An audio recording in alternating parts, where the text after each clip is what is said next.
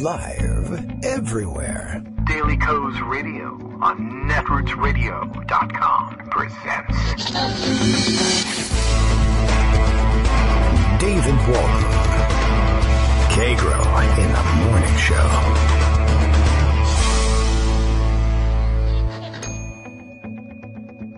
Now, here's David Waldman. Hey, good morning, everybody. How you doing? It is Friday, September 8th, 2017. Time for another show, whether we like it or not. At the moment, I don't like it too much. I don't know. I hope you're excited about it. And maybe you would like to call in and do the show. If you're so excited, well, why not? Anyway, Bill is excited. He's all the way up in Portland, Maine, and reminds everyone Daily Kos Radio is live now. It's time. If you think Irma is windy, wait till you hear Kagro X. I got 2 hours to prove it to you, and there's plenty of wind to go around. Trust me. The president, windy in the morning as usual. I mean that in every possible sense of the word. I am sure it is true. He's tweeting up a storm at the moment. We got enough storms as it is. Let's see what's up this morning. Let's see. First, a Hurricane Irma on his mind. Someone put it there. It's of epic proportion. He's got the biggest, bestest hurricanes, perhaps bigger than we've ever seen. Be safe and get out of its way if possible. Federal G is ready. Not gangsters, but Federal G, government. I love his abbreviations. You really have to make some special guesses about what these things could be. Our incredible U.S. Coast Guard saved more than 15,000 lives last week with Harvey. Irma could be even tougher. We love our Coast Guard. Hooray, Coast Guard. It's true. We do, but it's a little weird. Okay, but then things turn serious. Republicans, he says, sorry, but I've been hearing about repeal and replace for 7 years. Didn't happen. Even worse, the Senate filibuster rule will never allow the Republicans to pass even great legislation, as if he had any. 8 Dems control. Will rarely get 60 versus 51 votes. It's a Republican death wish. I wish it was a Republican death wish. It would be great if they got their wishes. Republicans must start the tax reform / tax cut legislation ASAP. Do not wait until the end of September. Needed now more than ever. Hurry. Well, we need a lot of things more than ever. Time to hurry on a lot of things like investigating just what the hell brought this guy to put him on our laps after all this time. Lots more to discuss on that front. It's out there. People are reporting on it. Many things happening. What shall we catch up with and in what order? That will be the gist of the show. Most of the show will be me hemming and hawing about which stories to pick up next. There are so many. Shall we get started? I suppose we ought to. Some of the stories attracting attention this morning, tucked away in pocket. Some of them just tweeted about this morning. We'll try and get a mix of the two of them on the record. What's the most ridiculous stuff? I mean, there's the big, broad story about Facebook advertising and Russian trolls that we'll jump back into. We got a taste of what that was all about in the last couple of days.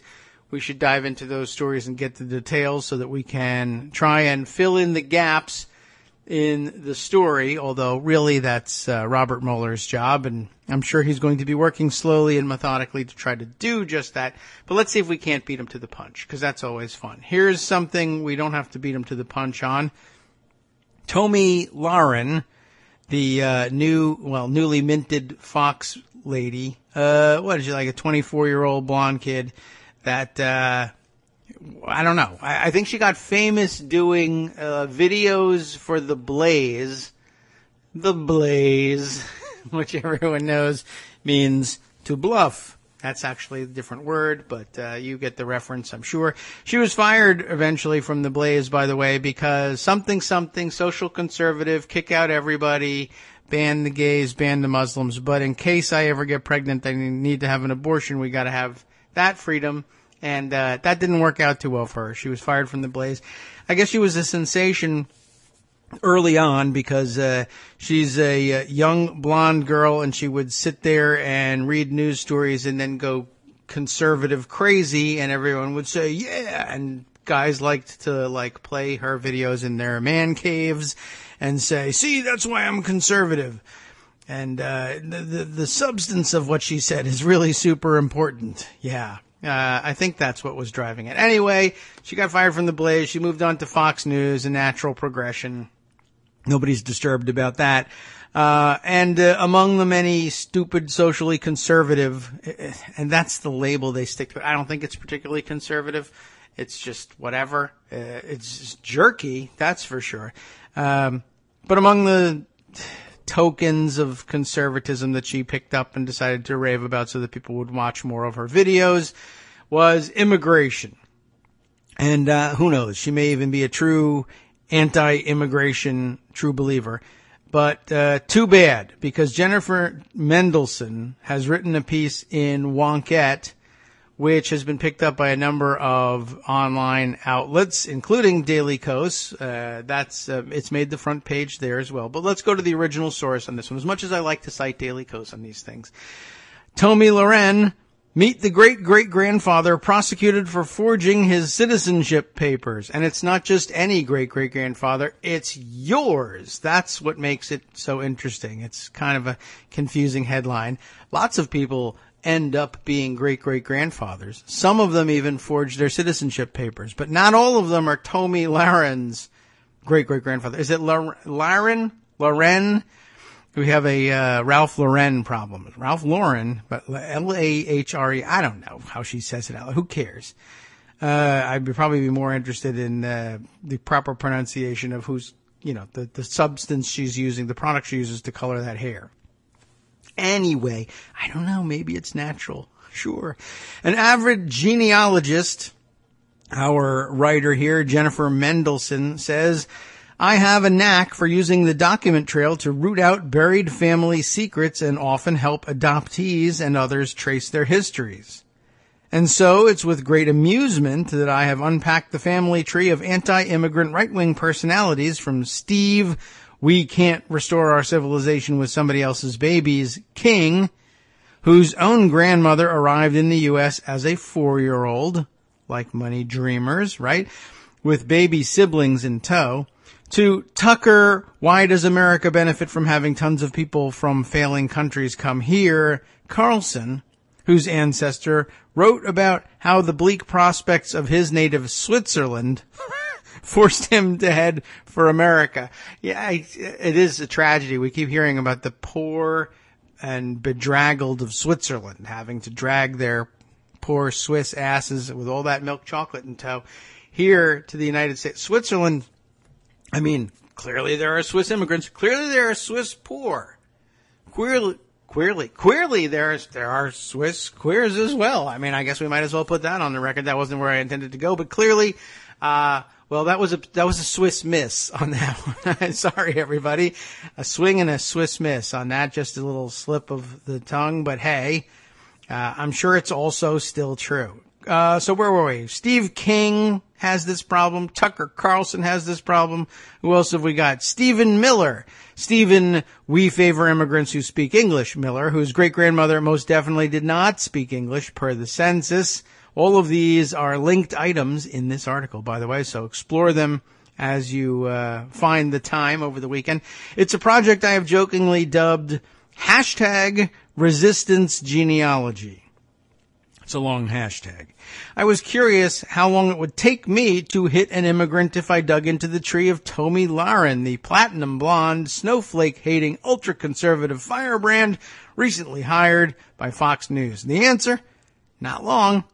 But I never expected to hit pay dirt quite like I did. Embedded, then, in this article, to illustrate the point, is one of Tomi Lahren's tweets reading, "We are indeed a nation of immigrants. We are also a nation of laws. Respect our laws, and we welcome you. If not, bye. #DACA. There you go. That's where she stands on all that. Now, how the 4-year-olds, 2-year-olds, whoever respect the law when they're being brought to America by their parents, I do not know. That's the whole point of DACA. But it's not hard to get over Tomi's head. So, okay, moving on. But first, let's back up. Our writer says, I like to say that following a genealogical trail is a lot like Law and Order. Stay with me. You hear the dun-dun. Dun dun, listen for the clues. I think she was working in a laundromat on 4th Street. Those kinds of clues when people talk about their genealogy. And then, well, you go to the laundromat on 4th Street, for God's sake. Really? Is that wouldn't even necessarily be my next step, but I'm not an amateur genealogist. That's the way you break stories, though. Excellent. Let's see. So how do we find out who Tomi's ancestors were? You follow the dun-duns. Tomi. Is that even a name? Is that short for something that I don't realize? I'm not really sure. Okay. By the way, Michael Musson says, yes, thank you for the help. Tomi Lahren's name. Lahren is pronounced Nunes. That's a good callback there, Michael. All right. Multiple sources identify Tomi's parents. This is interesting. I mean, I guess she's not cooperating with the article. And wouldn't if you called her and asked her who are your parents, but we got to investigate these things. That's an interesting way of putting it. Multiple sources identify Tomi's parents as Kevin and Trudy Lahren of Rapid City, South Dakota, including this Dallas Morning News piece which is linked, and I guess that's where the information comes from. It's kind of like, well, those are her parents, but it's weird. I guess you got to make everything's alleged, right? Well, it says, it goes on to say here, while we're at it, here's a local newspaper article about the high school work experience that must have helped make Tomi who she is today. And here she is pictured in front of what looks like a water slide set of water slides at a water park. And wow, she's super prepped for critiquing all of America at age 24, having worked very recently, I guess, at a water park. Many of us did, but then we grew up and learned some things before we started in on our commentary. But okay. Next question. Who are Tomi's grandparents? Well, this 2011 obituary for South Dakotan Wayne A. Dietrich lists Trudy and Kevin Lahren as his daughter and son-in-law, and Tomi as his granddaughter. That's a pretty good clue. And just to seal it, here's Tomi tweeting out a remembrance of her grandfather on the 3rd anniversary of his death, complete with a photo of him in a nice cowboy hat and everything. The tweet, just as you might expect, perfectly innocent. In loving memory of my grandpa, Wayne A. Dietrich. He rode for the boss and the brand. Always in our hearts, always. Terrific, a nice little tribute to her grandfather. Wayne Dietrich's obituary says he was born on February 11th, 1938 in McLaughlin, South Dakota, the son of Julius Dietrich and Edna Schlacht. These all sound like pretty American Anglo-Saxon names, don't they? Dietrich, Schlacht, whatever. Tomi. Here's his family in the 1940 census. That is, I guess, Julius and Edna and Wayne. Further searching shows that Julius Dietrich, Tomi's great-grandfather, was born in North Dakota on May 23, 1915, to Konstantin and Pauline Dietrich. Now, Konstantin, it is noted, sometimes spells his name with a K, sometimes with a C, but Konstantin Dietrich. Here's the family. And linked here. Here's the family living in Linton, South Dakota in the 1920 federal census. And here, embedded, is a copy of Konstantin's obituary, giving his date of birth as December 12th, 1887. It's getting back there, right? Which matches the date of birth, by the way, for a Konstantin Dietrich of Linton in this World War I draft registration.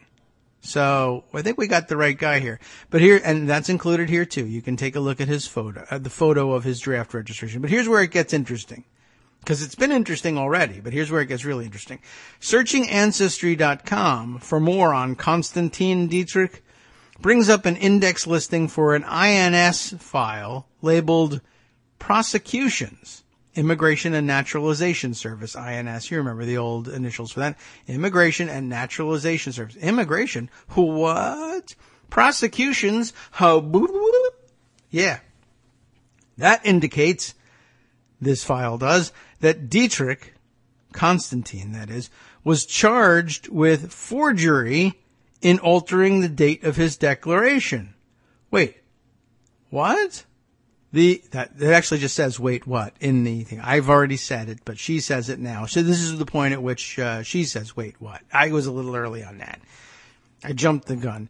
That file apparently has not survived, but a quick search of the local papers shows that Konstantin Dietrich did indeed go on trial for forgery in Bismarck in May of 1917. Bismarck, North Dakota, 1917. That's way back there, way out there.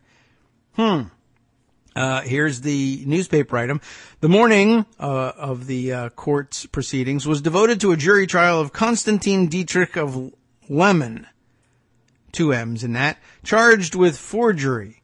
Judge Amadon began his charge to the jury when the court convened this afternoon.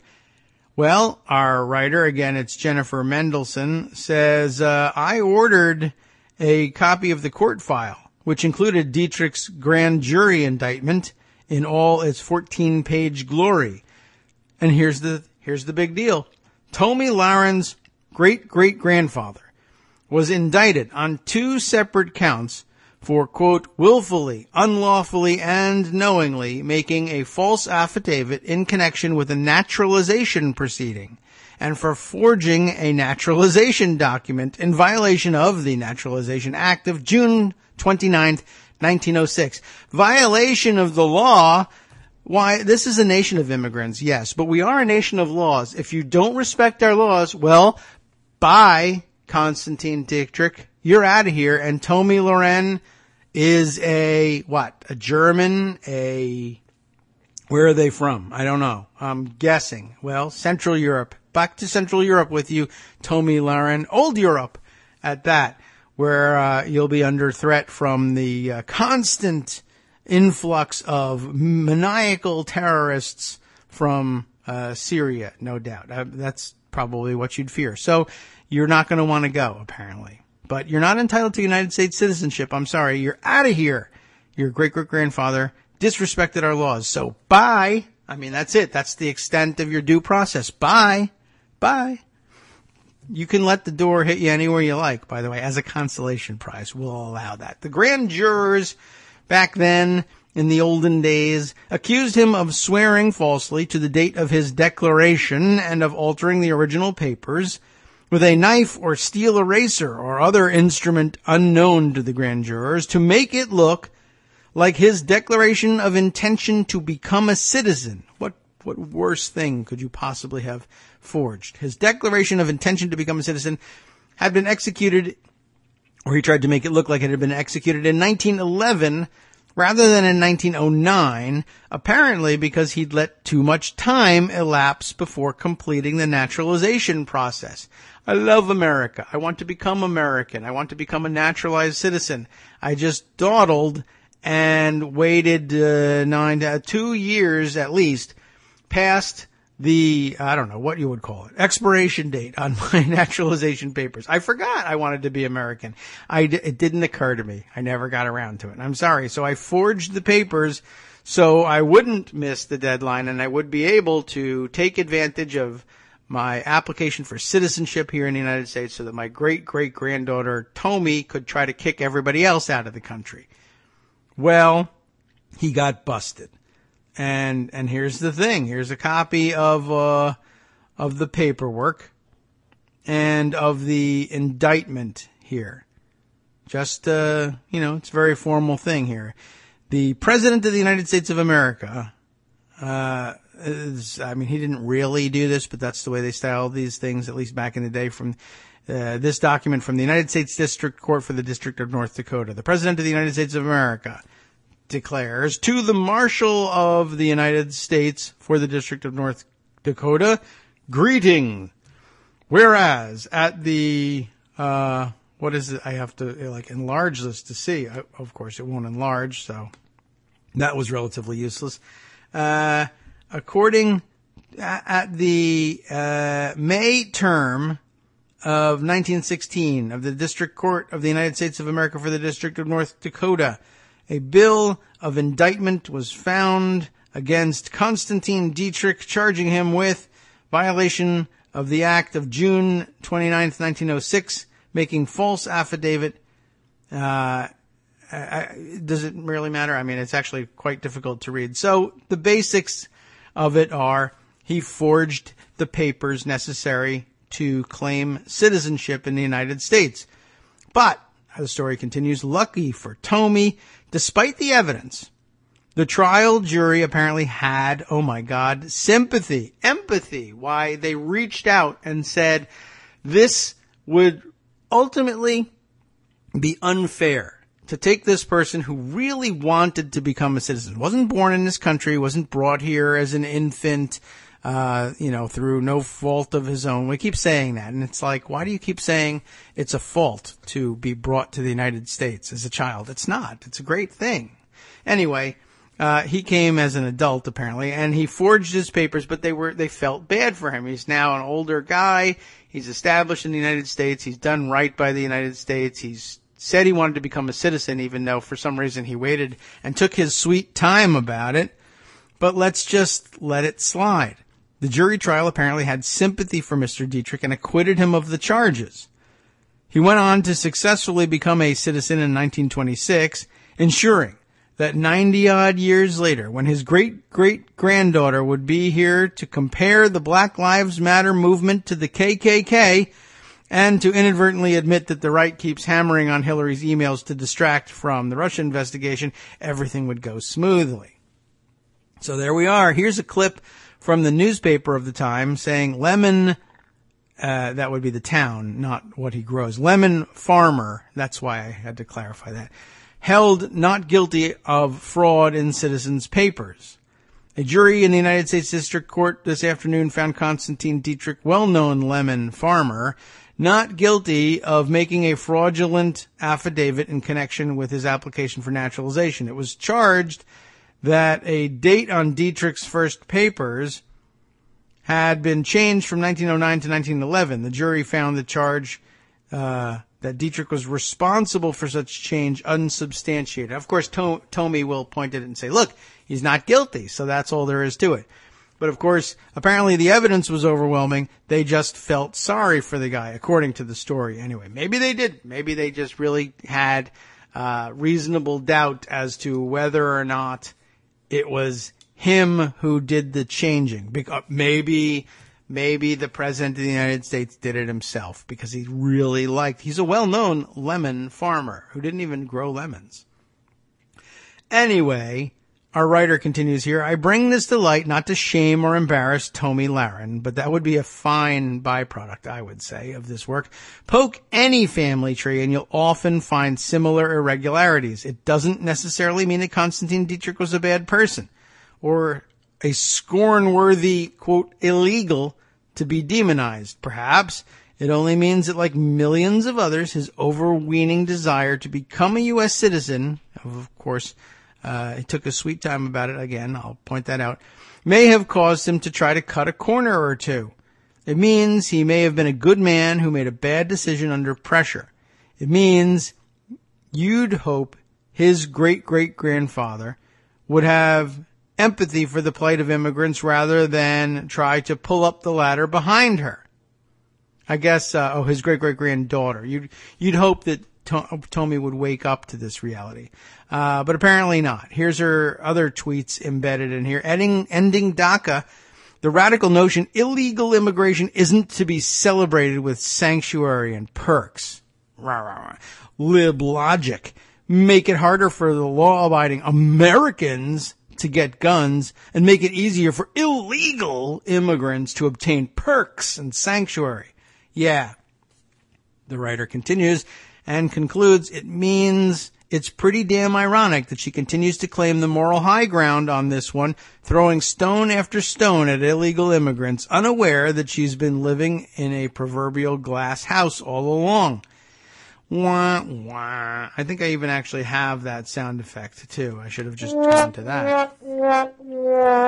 Yeah, it's so sad when your story falls apart. But the point of the story really is that every story is going to fall apart because everybody is the child of immigrants somewhere along the line, except for that select few out there who can claim true native status, and we've been killing you as much as possible and looking to wipe you out because you could stand witness to the fact that the rest of us were illegal immigrants somewhere along the line, all of us, and we can't have any witnesses around.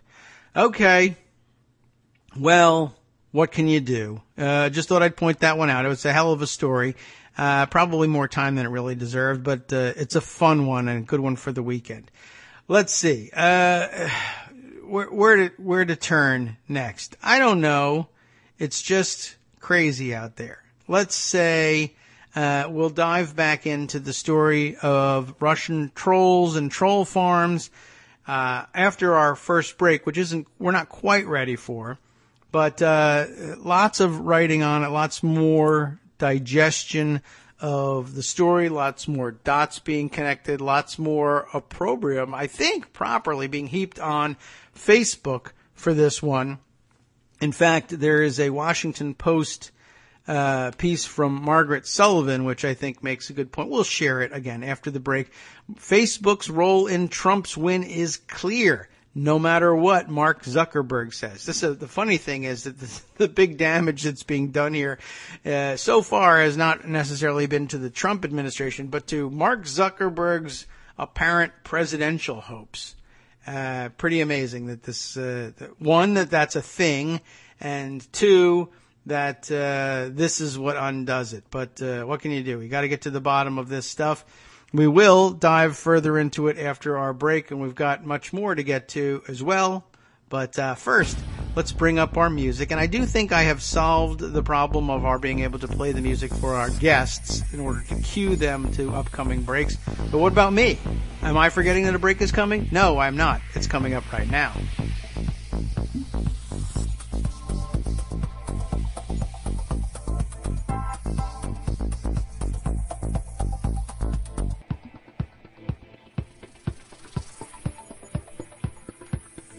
Welcome back to the Kagro in the Morning Show here on Netroots Radio. Thanks for waiting with us through our first break. We do have, speaking of breaks, we have some breaking news. Kate Sherrill keeping us up to date. Thank you very much for bringing this one to our attention. Another of our Lockdown Nation, hashtag Lockdown Nation stories. This just in from NBC News, because it's just in to them. The tweet says, just in, reports of an active shooter at a high school in Columbus, Ohio, according to police. Let's all be careful out there. It is important to stay active, but if you're going to be a shooter, I think that there are places that are more appropriate for it than Scioto High School. I don't know whether I've pronounced that one correctly, Scioto. If that's your high school, what are you doing listening to the radio? Go hide. An active shooter has been reported at this high school at South High Street. Please stay out of the area, according to the Columbus, Ohio police. They hashtag it, helpfully, CPD, but if you're tweeting it, I don't think that's really necessary. But I'm not going to critique them too much. They've got a situation on their hands. Hopefully, turns out to be nothing that's endangering anybody there, including the students. We have these lockdowns all the time, and we're very often lucky enough to have them come to nothing. It's just strange how often we find ourselves locked down these days. And another of my pet gun peeves, but we can get off of that one and get back to the stories we had in waiting here, both on the hacking and interference from Russians and Facebook trolls. But I guess maybe before we do that one, I wanted to take note of a couple of weird things that are going on. Apparently, Donald Trump is beside himself with joy over the last day or so at the positive news coverage he's getting for the deal he struck with Congress to push through a short-term debt ceiling hike and some Harvey aid and a continuing resolution, even though he made Republicans furious by agreeing to it, and by all accounts, essentially collapsed in the face of the negotiating position of the Democrats here and gave in to them. We all laugh and everything, but for some reason it has resulted in positive press because he's actually said, okay, we'll do a deal that allows for some small bit of normality and stability in the United States government, and everyone is very pleased to see it happen, and it was very reasonable. And to be quite honest about it, there have been a number of liberal commentators, among them, of course, because I set up my own Twitter account to emphasize such things. Brian Beutler, whose name gets called all the time, pointing out correctly, I think, that there really wasn't much to celebrate in it, but there also wasn't really much in terms of abandonment of the GOP in it, in the sense that there really was almost no other deal possible. And I guess to the extent that he deserves any credit at all, it's in recognizing or for recognizing that there really wasn't much else to be done. So I took the deal that was out there, even though it wasn't the preferred deal or the deal preferred by Republicans. And I'm so independent of them or whatever. I don't think he really had great instincts on it or anything. He just, that's what was out there. So he took it and he was looking for a win and he grabbed the first one that presented itself to him. But he's so thrilled with the positive press that he's getting, which also is a function of his having met once again the incredibly low bar in all of this. So that's true. But he's happy with the press coverage because the press is happy to say, look, something decent has happened here. And he's so thrilled that it's getting to the point where, you know, you might begin wondering, could we make him do like Democratic things or things that would be on the Democratic or progressive agenda just by praising him enough? And he'll be so happy to get positive press coverage for once that he'll do these things. I mean, that was the suggestion of at least one tweeter that I saw this morning, and I thought I retweeted it and passed it on to you for your consideration. Dollars Horton, who tweets as @CrushingBort, and you know, you've probably seen his jokes cross your Twitter transom once or twice in your lifetime. Dems are one framed President of the Month portrait away from getting Trump to push single payer. It really seems like he's thrilled to death. That's based on a Politico article that is embedded in the tweet which he embedded. Let's take a look at that one and make sure we add it to our mix here. Josh Dawsey is the writer. Upbeat Trump raves to Schumer and Pelosi about news coverage of their deal. The president called the Democratic leaders after striking a budget deal that Republicans hate. Many Republicans were furious with President Trump's budget deal Wednesday, stunned that the president quickly gave in to Democratic demands to pair hurricane relief with a 3-month debt limit hike, though getting nothing in return. But in calls with Senate Minority Leader Chuck Schumer and House Minority Leader Nancy Pelosi, I didn't get anybody's name right on the first try there, Trump raved about the positive news coverage it had received, according to people familiar with the calls, and he seemed very pleased with his decision. Great. Terrific. It's win-win. Trump, well, not for the Republicans, but really it is a win for them too, because we saved their freaking country. We should kick them out of here. Anyway, Trump specifically mentioned TV segments praising the deal and indicated he'd been watching, of course, because he has so little time to watch TV, right? In a call with Schumer, two people said, and he was jovial in a call with Pelosi and agreed to send a tweet she asked for about the Deferred Action for Childhood Arrivals program. These people said, she's slick, I'll tell you. While also mentioning the attention the deal had gotten, he indicated to both leaders he would be willing to work together again. He seemed super upbeat, one person familiar with the calls said. Another person familiar with the calls said Trump told Pelosi her coverage was even better than his. The press has been incredible, Trump said. Pelosi herself bragged that she had gotten results after asking him to tweet reassurances to Dreamers that they shouldn't worry about being deported over the next 6 months while lawmakers try to secure a DACA fix.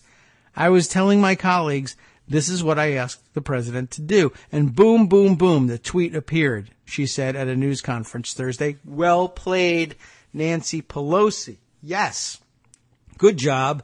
And I was wondering about that. I was wondering not that long ago what the viability would be of creating a sort of a character almost on Twitter, and adopting the tactic of Trump loves nothing better than flattery and praise. What if, even from a staunchly progressive viewpoint, you just indulged him in everything and talked about, even when you disagreed with him, you could say so, but then say, I disagree with him politically, but he's such a fabulous person, and just peace and prosperity follow him wherever he goes. If you're near to Donald Trump, it's such a great experience. You cannot understand the Trump phenomenon unless you're around to feel the energy with this guy. I disagree with his decision in this case. That's going to happen. He's only human, but he's so fantastic and wonderful. It's just, I gotta hope for the best, next time around. And I wonder whether that would work and whether he would start listening to you. It's worth a try. Just wink at us. We'll know what you're doing.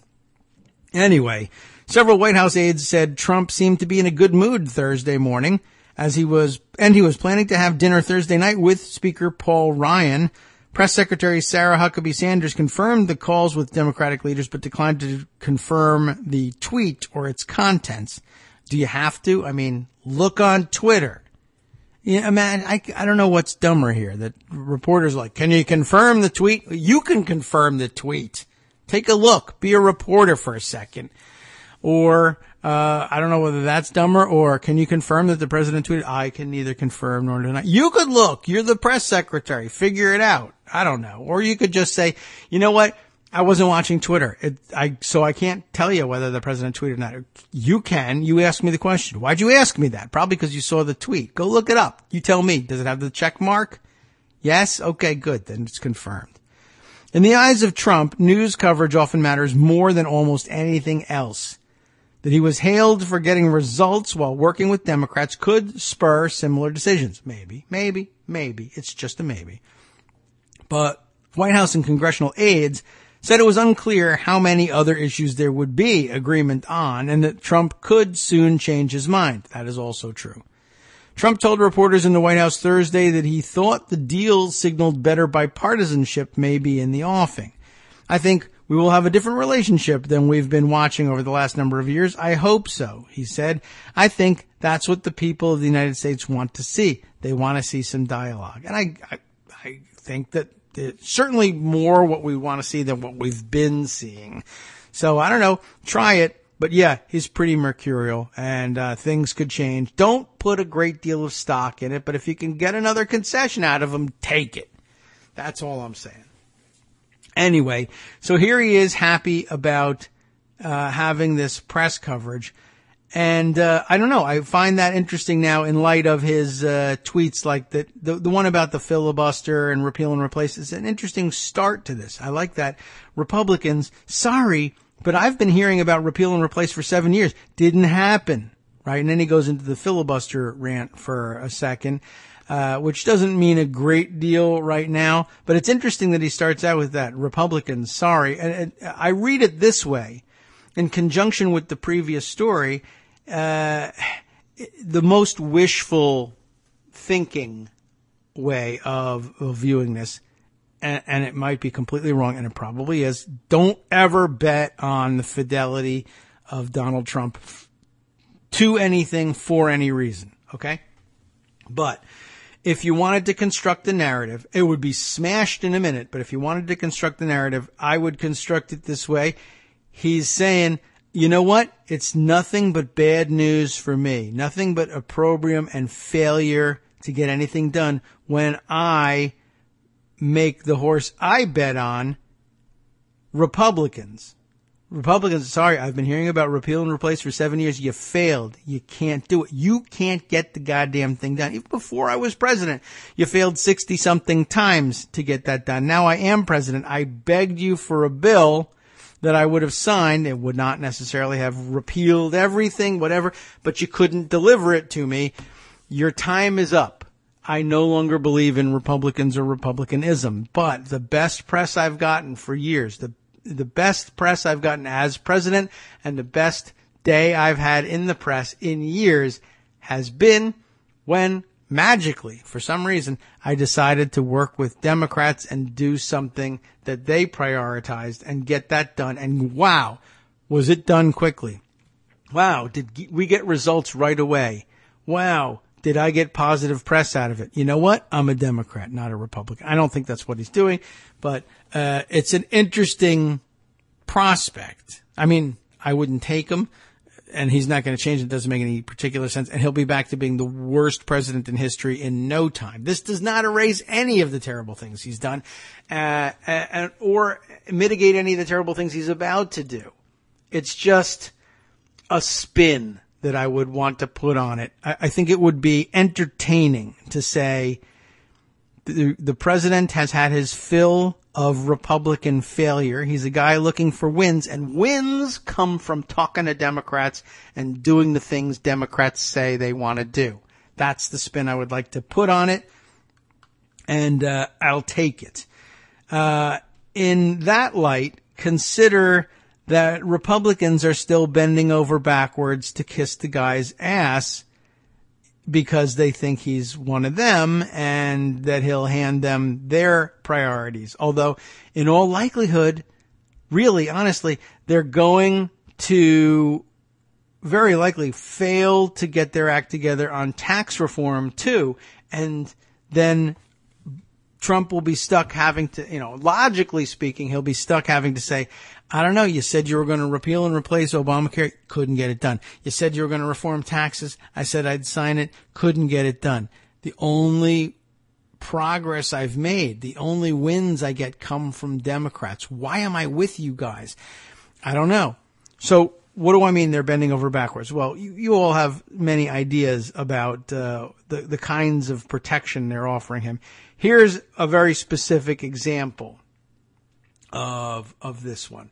Let's see. Oh, I have an excellent suggestion. Rebecca Roman suggests another article from Wonkat, another excellent source. I love Wonkat. I didn't always, but I like it a lot now. Anyway, but I started on this story, so I'm going to do it. Seth Hanlon has a tweet storm of note that requires some review. He is a senior fellow at American Progress, a former special assistant to President Obama for economic policy. And because it's a Twitter bio, he's also the dad of 3 amazing kids. So just in case you were wondering, how many amazing kids was he the dad of? The answer is 3, and the number of the amazing kids being 3, et cetera, et cetera. We move on. Seth Hanlon points this out. A pretty nutty thing is happening in the House Ways and Means Committee this afternoon. This is a tweet from yesterday. The Republicans are voting to keep Trump's tax returns hidden. That's not nutty in the sense that, I never would have predicted that they would have done that. But it is nutty in the greater sense, and the people who understand history, process, etc. That's us. Yay. So Seth Hanlon's explanation of this situation is going to be pretty interesting. So they're voting to keep Trump's tax returns hidden. They're voting to help him out. And that's not surprising, though it is slightly more surprising in the context of Trump's having it, theoretically, maybe possibly dawn on him that good things happen when he works with Democrats.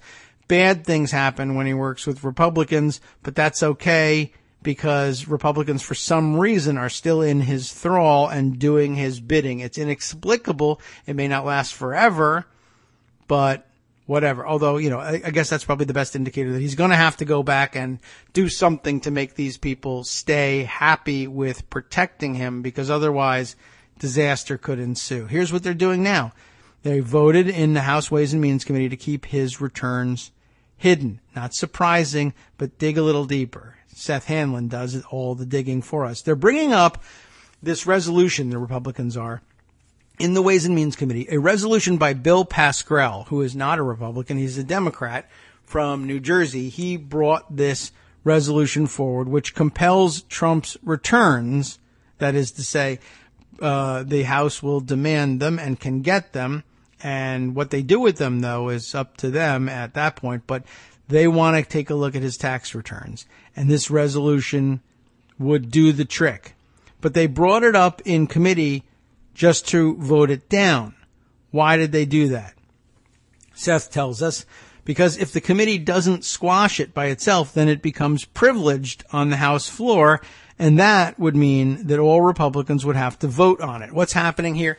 Bill Pascrell brought a privileged resolution to the floor and submitted it there, a privileged resolution probably implying, or as he said, impacting the privileges of the House. It was probably a question of the privileges of the House to say we have the legal right, there's statutes in place that allow us as the Congress to demand the tax filings of any individual, including the President of the United States, where necessary, and I want to exercise that power, and it's our prerogative to do so, and the resolution doing so is therefore a privileged question, and either has to be dealt with for a member who's not the minority or majority leader who brings up such a motion, has to be dealt with within a certain period of time, within a day or so.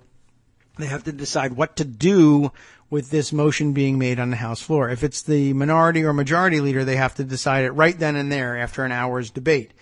If it's anybody else, they can, would be their preferred outcome if it's an uncomfortable thing, they can refer the subject to committee. But they face a deadline themselves in deciding what to do with this resolution. And so they decided it's uncomfortable, but what we're going to have to do here is bring up the resolution in the Ways and Means Committee and have a party line vote where Republicans vote to continue to hide the president's tax returns at his behest, presumably.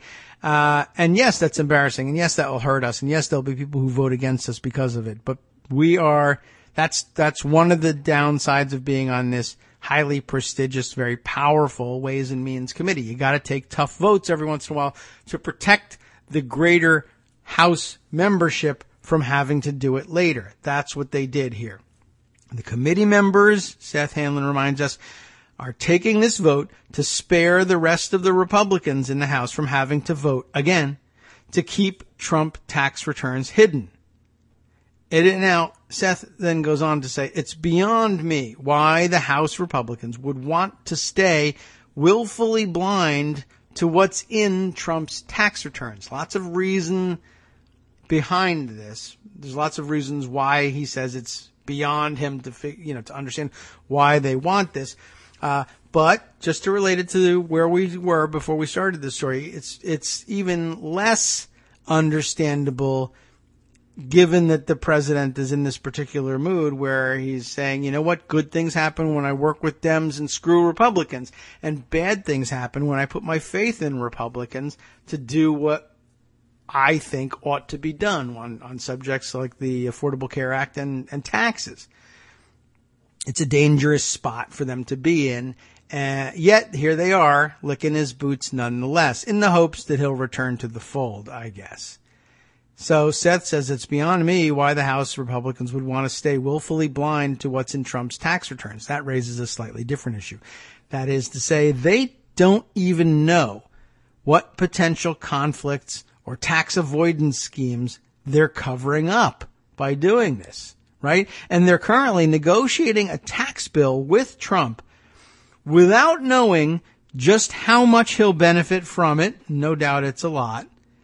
And they claim in the middle of all this that it's inappropriate for Congress to compel individuals' tax returns, ignoring that there is a 40-year precedent of presidents making their tax returns public, which Trump promised to do and has failed to do to this point purposefully. He's just not doing it.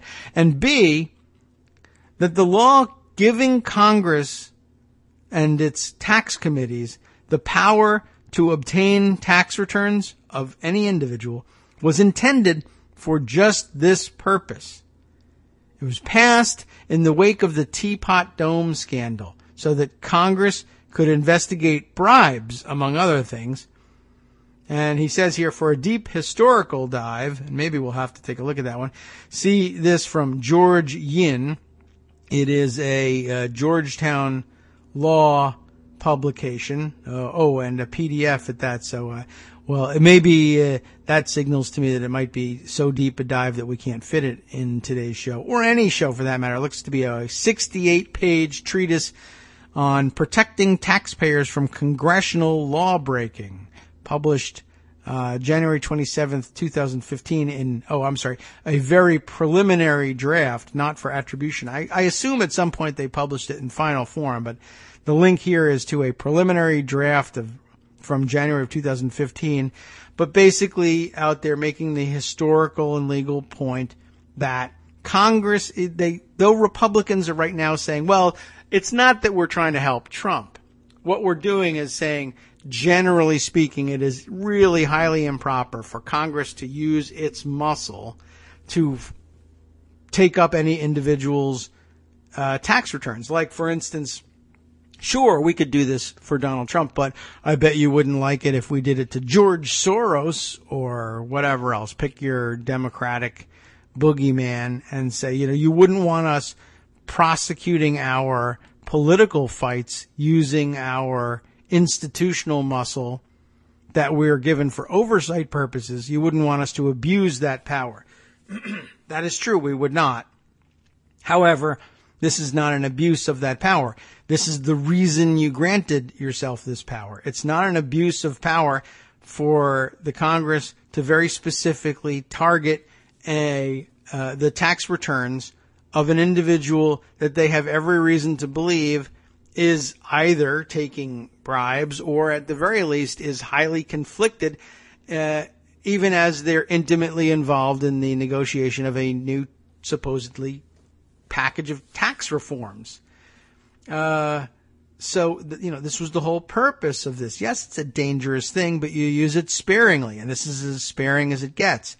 But wait, no, it can get even more sparing. Seth tells us there's a C to all this. The A being, it's not inappropriate because A, there's a 40-year precedent of presidents making their tax returns public, and he said he was going to do that. And so ordinarily, Congress doesn't have to dig into the IRS records of a sitting president because they're already out there. B, Congress's tax committees do have that power, and the reason was to avoid situations like this. And the C, the committee can review the returns in private and then decide if relevant or useful information should be transmitted to the full House. In other words, they could very well simply say, yes, we will take a look at Trump's tax returns and we'll review it privately. And then we'll report to the full House. And no fire there. No smoke, no fire, no nothing. Everything is in order. We reviewed it. Yes, you'll have to take our word for it. That's where we are and all this. They could take that. That could be the embarrassing vote, but at least they would have a basis on which to make the decision. Hanlon's very clever argument here is that for your own sake, why would you pin your political fortunes to protecting what there is every indication is that that this hides some enormous conflicts of interest? This guy should not be negotiating a tax bill with you unless you know what his tax situation is. And you're foolish. You're being an idiot to say, I will actively prevent myself and others from finding out whether those conflicts exist. And then if it turns out they exist, I'll say, I didn't know about it. You had every opportunity to know about it and you avoided it. That's not going to fly. But look, they're not going to take Seth Hanlon's advice. Reviewing Trump's tax returns is an exercise of Congress's legitimate power as co-equal branch. I added the word legitimate. Continually dismaying that they keep their heads in the sand. And update, as expected, they voted down the resolution along party lines. This according to an embedded article from The Hill. House panel rejects measure to seek Trump's tax returns. All right. Well, so be it. Now, that brings us almost to the top of the hour, and so it will be about time for us to talk a little bit about what we might cram into the second hour of the show. but not actually get to it, and also not actually go on break for a little while longer. But let's take a peek in at the list of stories to come and see what we've got. One, there was that Washington Post piece from Sullivan about Zuckerberg and Facebook's role in Trump's win. We definitely want to talk to that one. More writing on how Russia created discord in American politics, bringing back some subjects that we touched on in passing some months ago. But in addition to doing all this trolling of how shall we put this? This trolling of American politicians and politics through positive Trump coverage and negative Clinton coverage. There were also these side stories about secession movements, and you may remember some of those, that they were taking place in Texas, which is always kind of threatening that. But remember when they were threatening that under the auspices of the possible Rick Perry candidacy? That seemed like a little different, and we put that in a different category. But one in California too. It turns out a lot of that is Russian run too, and why wouldn't they be sowing that kind of discord? We'll talk about it after our next break.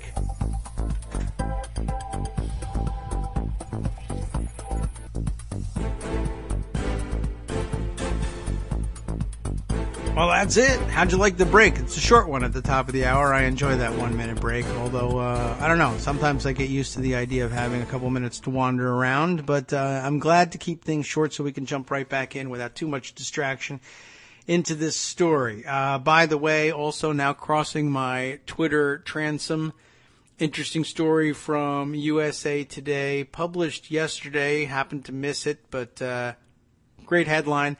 I've been sort of trying to keep a running tally with you about who is dealing with Russian interference and who is and how they're doing it. And I've mentioned there was a bunch of the Nordic countries are taking special precautions about it. But here's the headline from USA Today: alleged Russian political meddling documented in 27 countries since 2004. And that seems rather important.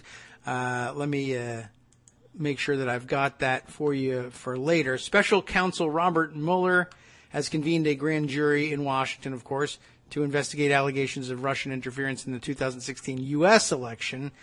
But get this. Russia has meddled in the affairs of at least 27 European and North American countries since 2004, with interference that ranges from cyber attacks to disinformation campaigns, according to an analysis by a surveillance organization. What does that mean? I don't know.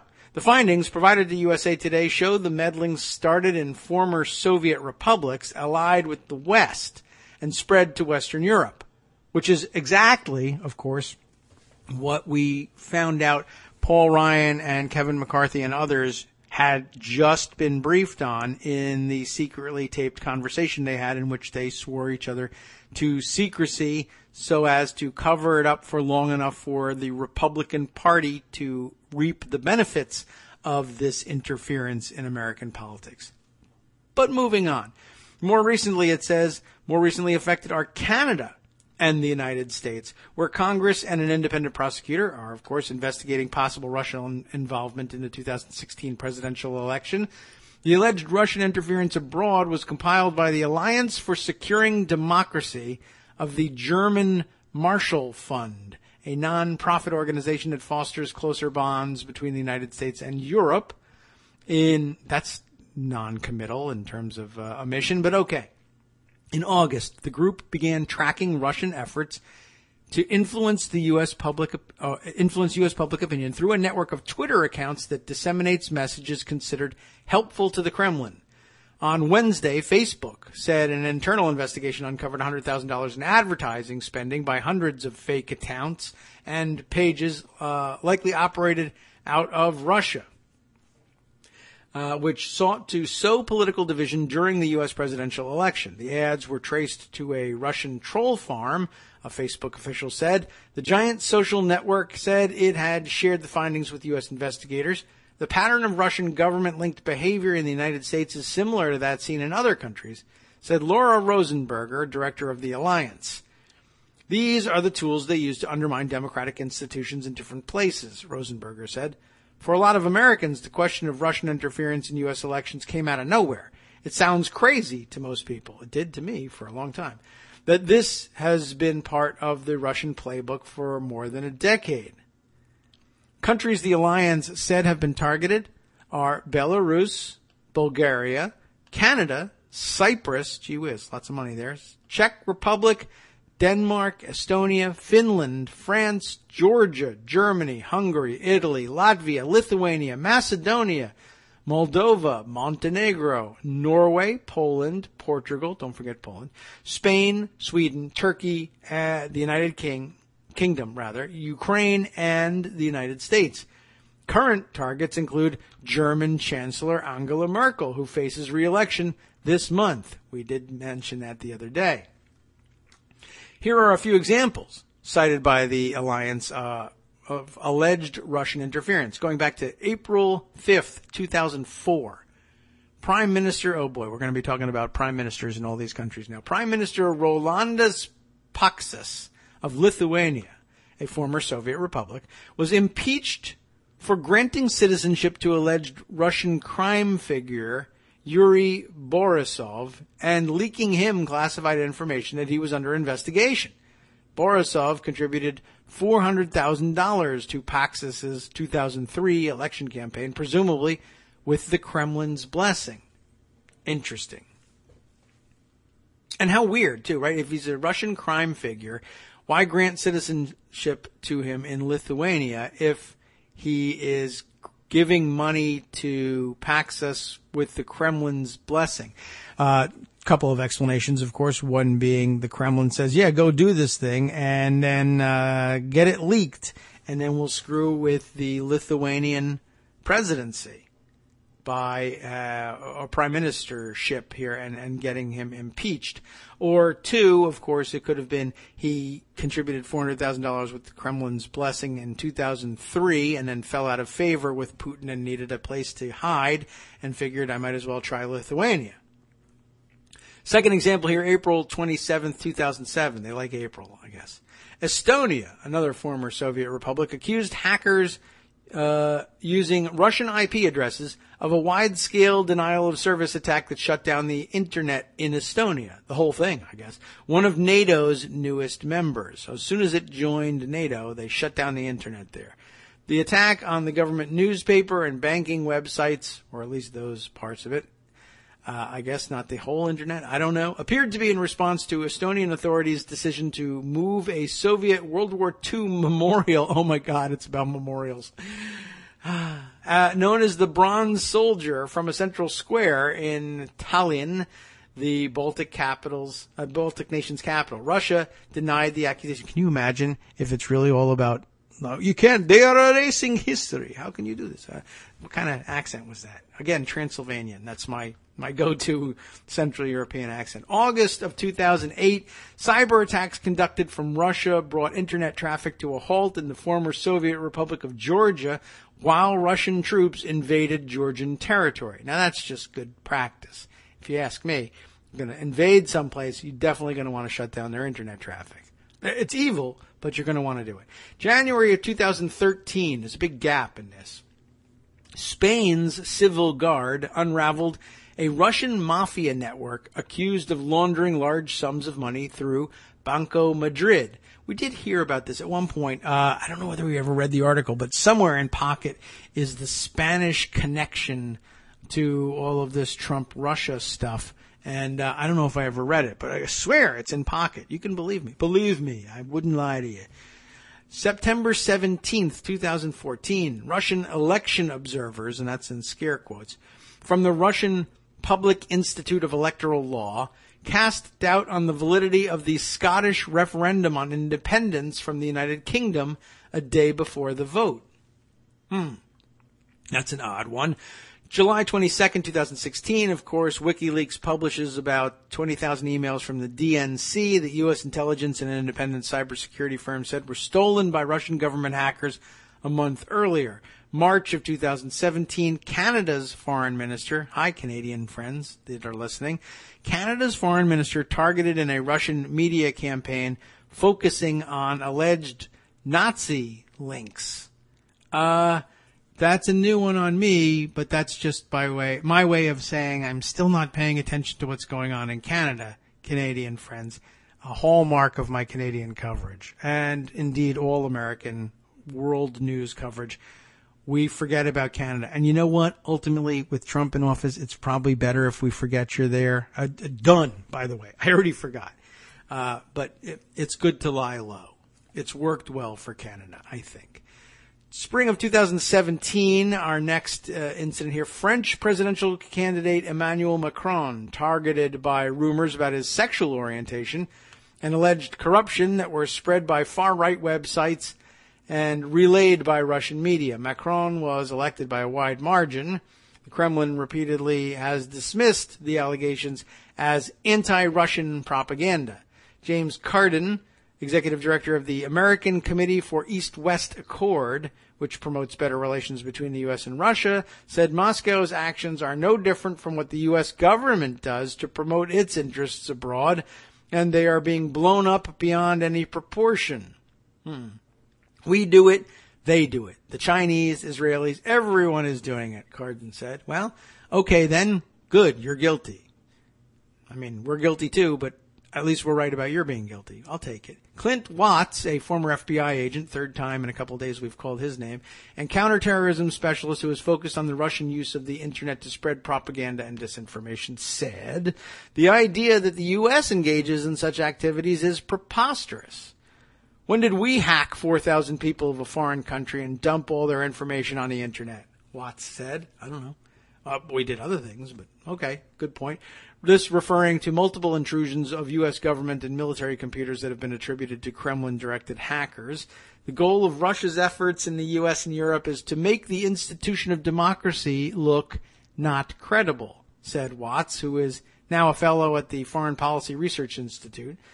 Either the institutions are corrupt or you can't trust the vote. And they're doing a pretty good job at that one.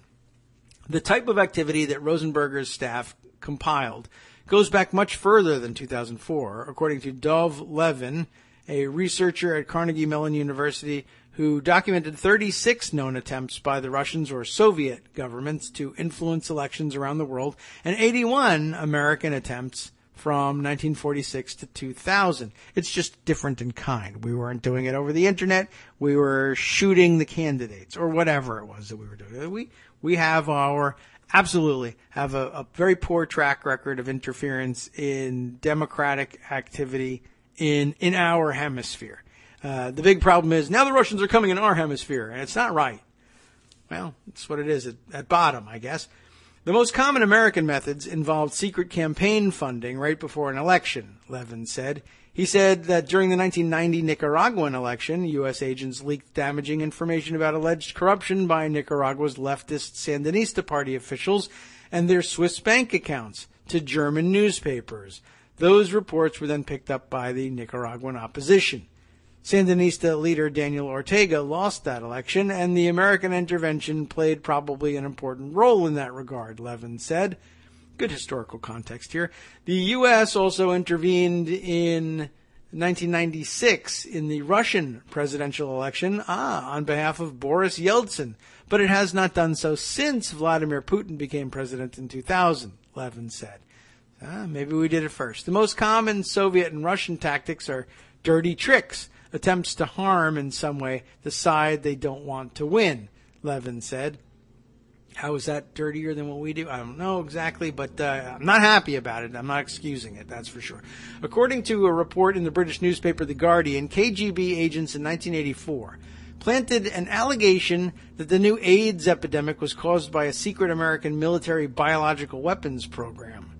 It's believable. I mean, in a fantasy world. Russian officials later admitted it was false. Moscow's goal was to stop the re-election of anti-Soviet President Ronald Reagan, who won on a landslide. In 2011, Putin declared that then-Secretary of State Hillary Clinton was behind massive protests against his election, calling it an attack on Russian sovereignty. He's also railed against U.S. democracy promotion campaigns abroad, I see, and he blames for helping spark pro-Western political revolutions in the former Soviet republics of Georgia, Ukraine, and Kyrgyzstan. I see. Well, I guess that's a way of looking at it. I think it's a poor way of looking at it because I'm convinced that democracy is a pretty good idea overall, better than autocracy, as we see in Russia very often. But, usually it's a non-controversial thing here in the United States. U.S. promotion of democracy abroad. It's what we're supposed to be doing, right? Interestingly, obviously it upsets the Russians because it undermines their power. And it upsets Rex Tillerson, too.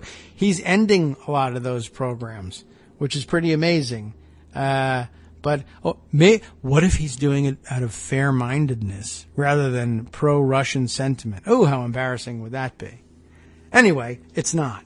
Putin also blames the United States for last year's release of the Panama Papers, documents on secret financial transactions that exposed many in Putin's inner circle, according to a new book by Russian journalists Andrei Soldatov and Irina Borogan. They say that is another reason Putin ordered a campaign to help Donald Trump defeat Clinton in last year's presidential election, as the U.S. intelligence community alleges. Ben Nemo, whose article we read the other day, right? An analyst at the Atlantic Council's DFR labs, which tracks Russian propaganda, said Russian tactics mirror those used by the Soviet Union against its own people. So the Soviets used massacres, the Gulag prison system, and the KGB intelligence service to intimidate and eliminate potential opponents outside and inside the Soviet Union and outside its borders, he said. That is the system Putin came out of. And so I guess we're meant to think, no surprise, that they could have fallen right back into it. And indeed, I think that's probably a pretty good assessment. Okay. Let's see. Do we go back to the story or do we catch up on the one that Rebecca sent to us? This seems pretty important, too. And I should have read a straight-up news article about it, but let's short-circuit the whole thing by reading the recommended Wonkette article about it, just to get the incident itself on record. Holy S word. I can't say it on the radio. It's not a great headline for radio. Holy crap. How much did Donald Trump Jr. lie to the Senate today? I haven't even mentioned that he came and gave his, closed-door testimony to the Senate investigators yesterday. Evan Hurst is the writer of this piece from Wonkette. And it's Wonkette. So we start this way, describing Don Jr. here. Wiener Stump McPanty Dribbles Jr. Okay, clever. Firstborn son of the American president has concluded his testimony for the Senate Judiciary Committee. We already told you about his hilarious new excuses for why he hosted a Russian spy meeting for Russian spies in Trump Tower during the campaign. If you missed it, that's linked here. And if you don't feel like clicking, the gist was, this is why we love Wonkette, that he met with the Russians for America, just in case they had information showing Hillary Clinton wasn't fit to be president of America. Also, his very soul was a-tremble with anxiety about whether it was a good idea or a bad idea to do collusion with Russia, but whatevs. Rarely does one get the opportunity to help steal an election for a big, strong orange daddy such as his. Rachel Maddow noticed something on the Twitter machine just after the hearing conducted. And she says about it, oh dear, it is the tweet of Andrew Desiderio, who says, after the Don Jr. testimony to Senate Judiciary Committee, Senator Chris Coons' office set out a statute on giving false statements to Congress. Guess that's supposed to be a flag of sorts. Oh, crap. They used, of course, the S word here. How many lies did he say to them? Was he even truthful about his name? Did they ask him about how big his father's hands were? And in response, did he exclaim, the biggest hands ever? The biggingest, as a matter of fact, is what it says here. When asked precisely how many witches put curses on him to make his face look that effed up, did he claim that his face is simply what a generically superior face looks like? Because that is a lie. Your Wonkette cannot stop making jokes about Junior's face today. Sorry, not sorry. It's just on our mind. Sounds like maybe the senators had intel in front of them that they knew to be true, which meant they were ready for Junior to pull his pants down and perjure himself all over the floor. Let's look at the thingy Coons sent out. It is a summary of 18 U.S. Code 1001A and C2, basically the statutes that make it illegal to lie to Congress. So the subject line is Donald Trump Jr. testimony today. So we can't blame this on Coons' office just sending out something at random at an inopportune time. And literally the entire thing is a reminder of how it's against the law to lie to Congress. Wink, wink, nudge, nudge, MFer.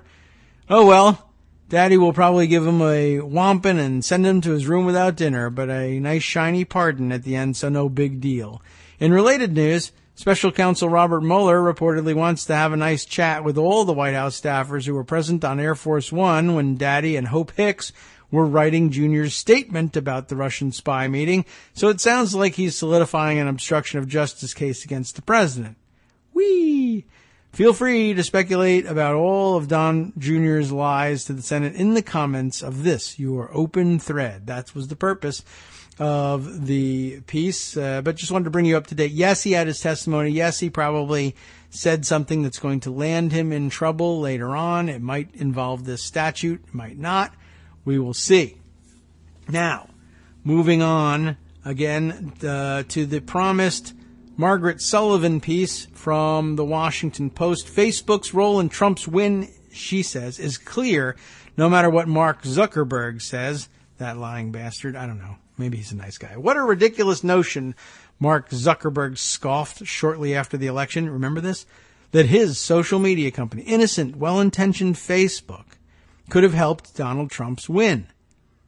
Personally, I think the idea that fake news on Facebook influenced the election in any way, I think it's a pretty crazy idea, he said.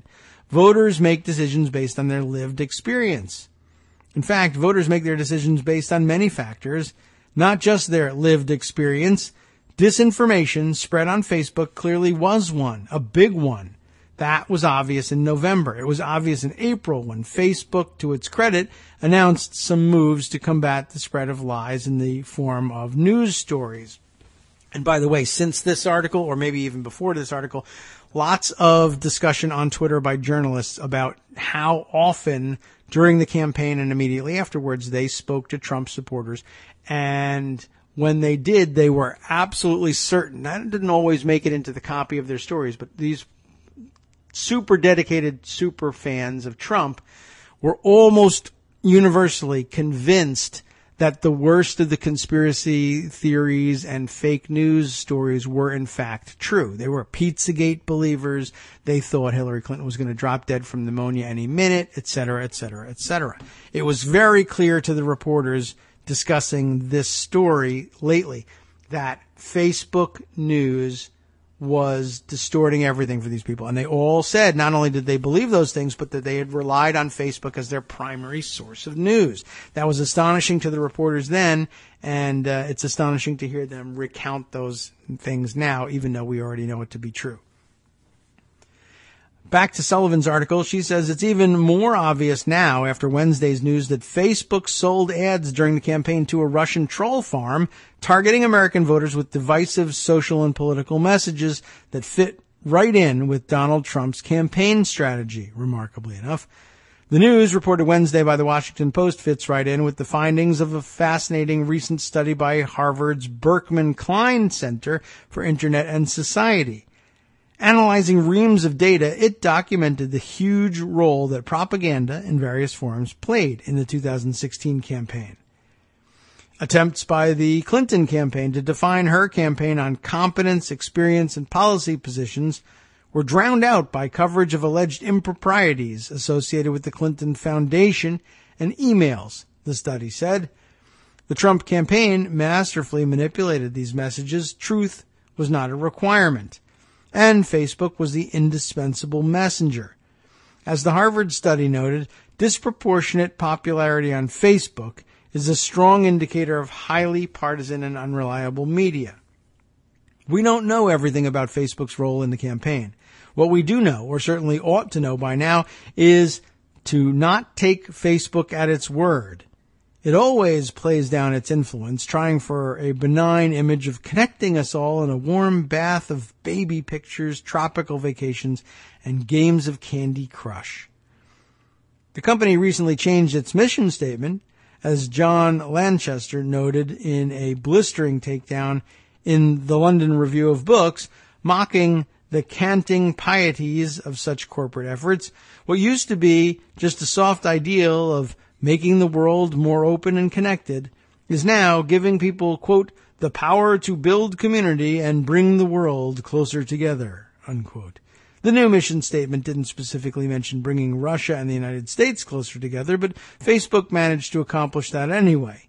Here's the undeniable fact. Facebook is about advertising, and it is so wildly successful at leveraging our eyeballs and spending power into ad dollars that it is now valued at nearly $500 billion. But for all its power and wealth, Facebook is a terribly opaque enterprise. It recently hired former New York Times public editor Liz Spade, a former Post managing editor, to help with, quote, transparency.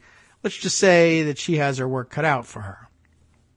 Facebook also has never acknowledged the glaringly obvious that it is essentially a media company, where many of its 2 billion active monthly users get the majority of their news and information. As I've been pointing out here for more than a year, it constantly makes editorial decisions, but never owns them. When its information is false, when it is purchased and manipulated to affect the outcome of an election, the effect is enormous. When the information purveyors are associated with a foreign adversary, with a clear interest in the outcome of the American election, we're into a whole new realm of power. Would Donald Trump be president today if Facebook didn't exist? Although there is a long list of reasons for his win, there's increasing reason to believe the answer is no. I don't know how to deal with Facebook's singular power in the world, but having everyone clearly acknowledge it, including the company itself, would be a start, and I think a good one at that. That's true. Well stated. Well worth putting on the record, so we could also talk about the reporters and their reactions to these things. Let's see. There's more, of course. Let's take a look at this thing about the Texas succession page, and maybe during the next break I can dig up the story about the California stuff as well. Let's see. Do I need to do this? Okay. It's on Medium, and so I guess I have to sign in using Facebook in order to do this. I don't care about that. Do I want to do this? Or could I read this in Pocket View instead? Yeah, without having to do all this stupid sign-in stuff. I don't know. I don't have time to process it right now. Casey Michael, it says here, is the writer of this Medium piece. How Russia created the most popular Texas secession page on Facebook. When is a Texan not a Texan? It says, earlier this week, Facebook announced that they had shuttered almost 500 accounts that they believed were associated with a Russian company that spent some $100,000 on ad buys since June of 2015. As a release from Facebook noted, these accounts and pages were affiliated with one another and likely operated out of Russia. Tabbing the accounts as inauthentic, Facebook added that the accounts and affiliated ads focused on amplifying divisive social and political messages across the ideological spectrum, touching on topics from LGBT matters to race issues to immigration to gun rights. One other area these actors may have targeted, secession movements within the United States. And why wouldn't they, really? You would think, if you thought that was odd, what's more divisive than actually trying to root actively for states to leave the union? That's about as disruptive as it gets. That's an awfully ambitious program. But it's, I think they did a good job in recognizing the unique position that those secession movements occupied. Half serious, half goofy. But we'll talk more about it after the next break. I'll explain what I mean by that after this.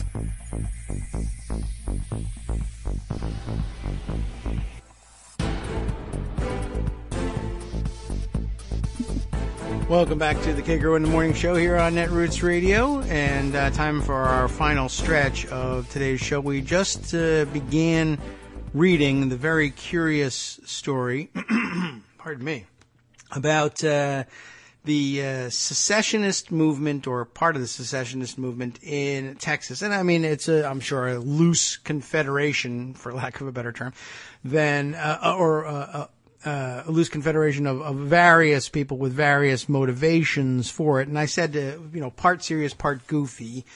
It's an easy thing to sign up for because no one really believes it comes to any fruition, but it can be used politically, one, to rile people up, certainly, or I guess it's a pretty good out from almost any logical argument that you might get into with people about things. Well, you say you don't want to do this, but that's the law, blah, blah, blah, and federal law mandates this or that. Well, I want to secede, so I don't even have to pay attention to what federal law says.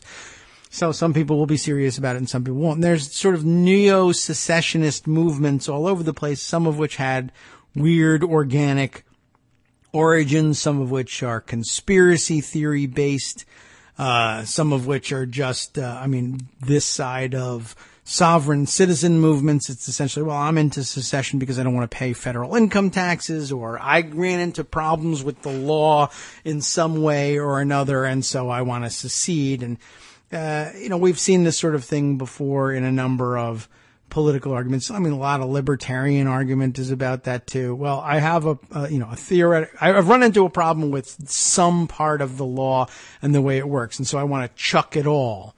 It makes it sound grandiose and, somehow intellectual to say that there's some kind of movement behind this or that, versus I got caught with XYZ substance in violation of federal law. And so, I don't want to go to jail for it, and I disguise it as a secession movement. There's been a couple of them, and the fact that they ended up being Russia affiliated, it may be that the Russians simply saw what was going on and said, "Oh, these are people we should support. Separatists within the United States. That what could be better for undermining the legitimacy of the American government, our chief geopolitical foe, right?" There's that. And there's also sort of the special recognition, which I think might be more sophisticated and of an understanding of American politics and American actors at the fringes of politics. That's a very difficult place to understand, even for Americans. So the idea that Russians would understand it better or as well, perhaps, as some of the rest of us, seems far-fetched, but then again, as discussed with Michael Musson toward the end of the show yesterday, why it should be far-fetched that the Russians could have one or even a dozen people who are perfectly capable of understanding this thing through, frequent study and observation of these people. It stands to reason. Why shouldn't they be able to do it? We certainly think we're able to do it with respect to Russians. There's no reason we shouldn't expect them to do it for us. So I think there might have been some real insight there, the same sort of insight that might, in fact, have allowed them to do their own targeting for these things, if you really think they did a fantastic job on it. But the kind of insight that lets them know, yeah, there are going to be a lot of people for whom secessionist movements aren't particularly serious, but they'll lend their support to it, and they'll fund it, or they'll at least help make it popular enough on Facebook, on Twitter, that more people catch on to the idea and say either I ought to join this movement, at least just for fun, or begin a movement just like it in my own state. So what do we got here from the Texas situation? One other area is where we left off with the Medium article. One other area these actors may have targeted secession movements within the U.S. At this point, it's little secret that a number of American secession movements, including Puerto Rico, different sort of aspect on that one, Hawaii, and both white and black nationalists have constructed links with Russian actors, including those funded by the Kremlin. That's not, I guess, a secret, but it is something of a surprise that all of these different secessionist movements have ended up having Russian links. Whether it's a matter of Russians saying, yes, we ought to fund these things just to troll America, or it could be, at this point, hey, I heard that the guys in the next state over are getting help from Russians. We need money. Maybe Russians will give us money. That may have happened too. Anyway, yes, it turns out that they have constructed links with Russian actors, including those funded by the Kremlin. Tracing these links has become an unexpected hobby of mine. And again, we're talking about Casey Michael, who wrote this piece on Medium. So let's read a little bit about his hobby here. He says also he's written on the topic a handful of times in places from The Diplomat to Slate to The Daily Beast. We'll have to check into some of those things. You can too when you see the article. Moscow's ties to the California secession movement, which received a boost following Donald Trump's election, has seen the greatest coverage. Understandably so, given the former Cal-exit leader's willingness to highlight his links to the Moscow-funded anti-globalization movement of Russia at every turn. I think we did mention this article before. I know I mentioned it earlier today, but I think we tried to work it into one or another of our programs before about this weird thing about the Cal-exit guy moving to Russia. It was kind of strange at the time. This was a February 2017 article I was thinking of, but I did see hints that it was Russian linked even before the election. And it's funny that for California, like the secessionist movements kind of have quieted down where they were conservative in nature. We're going to leave because we think Barack Obama is cramming XYZ down our throat, and that sort of calmed down, I guess, for a while, after Trump's election. But the Cal-exit thing found Trump's election to be even greater fuel for progressives who say, we're the 8th largest economy in the world, let's be our own blue island and separate from this, and then Donald Trump won't be our president. Just another really sophisticated reading of the situation. Of course, they had people on the ground in America to do that reading for them, but still, and the fact that he trotted off to Russia now means that, yes, there really are people in Russia who have that understanding right now who could lend it to them as Americans. I mean, I guess, technically speaking, Edward Snowden is there to provide that too. I don't know if that's what he's doing there. I have no reason whatsoever to believe that that's what he's up to. I don't mean to accuse him of it, but he's there. He's talking to people. They may just have drawn it out of him. What do you think of this? Does this guy have a chance to win the presidency? What about these secessionist movements? And they may have drawn a very sophisticated understanding just from talking to him. He may not have had any intention of aiding them in it, or he may have known what they were up to and clammed up immediately. I got no reason to believe he gave them anything. But it's not just him and this other guy. There's plenty of Americans spending too much time, I think, in Russia. Why we ought to. Anyway, we left off by noting that there was a lot of coverage of the Cal-exit connection here. Only so many people would be willing to open a California embassy in Moscow, after all. For my own writings on Cal-exit's myriad ties to Russia, in addition to the links above, click here, here, and here, and you'll have to do that on your own when you read the article. As Jonathan Morgan, the founder of Data for Democracy, noted a few months back in detailing the online footprint of Russia and California's secessionists, the primary group pushing Cal-exit was further amplified by many of the same accounts that infiltrated conservative Twitter communities and promoted a pro-Trump white nationalist agenda. Not exactly an organic upswell. But for all the egregious links between Russia and California separatists, the earliest foray into ties between Moscow-linked actors and American secessionist movements, per my research, was found in my former home, Texas. Back in 2015, I put together a piece for Politico magazine detailing the ties between Lone Star secessionists and Russia, dovetailing off a recent visit from the Texas, quote, foreign minister to St. Petersburg, where the Texan turned to Russian media to fan the flames of secession. As local Russian officials were threatening to deliver arms to Mexico and unidentified guerrillas to allow Mexico City to reclaim Texas, Texas secessionists themselves were finding sympathetic ears in Moscow. And here is an embedded tweet from what it says is Cal-exit founder, who tweets as Louis J. Marinelli.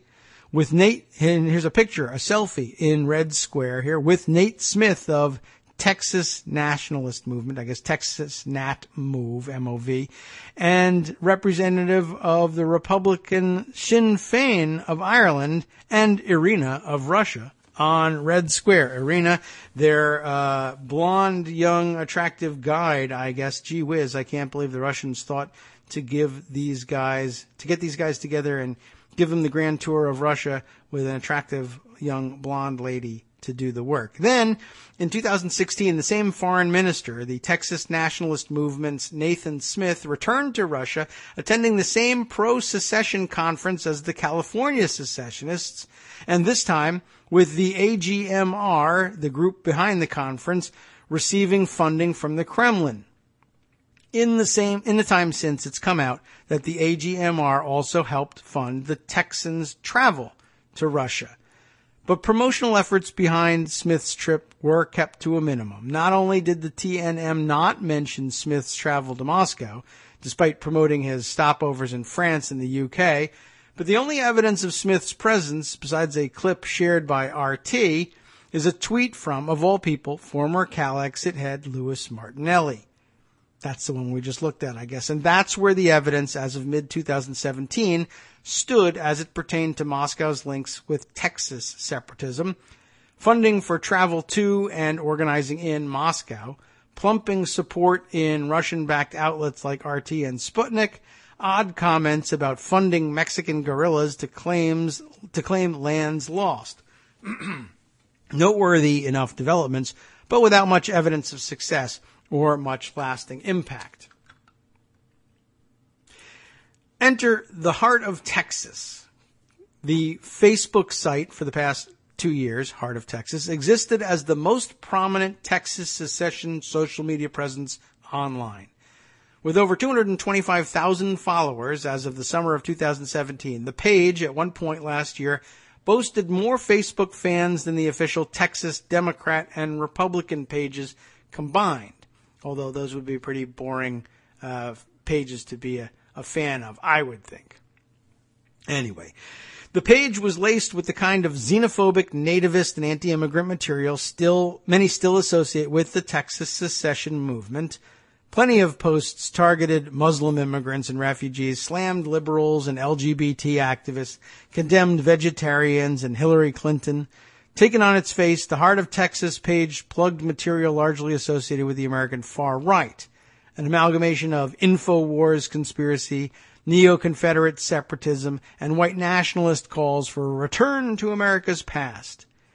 The page supported the armed insurgents in Malheur, pushed conspiracies surrounding Jade Helm and Antonin Scalia's death, shared fake founding father quotes, and came with the type of Texas first chauvinism few other states can match.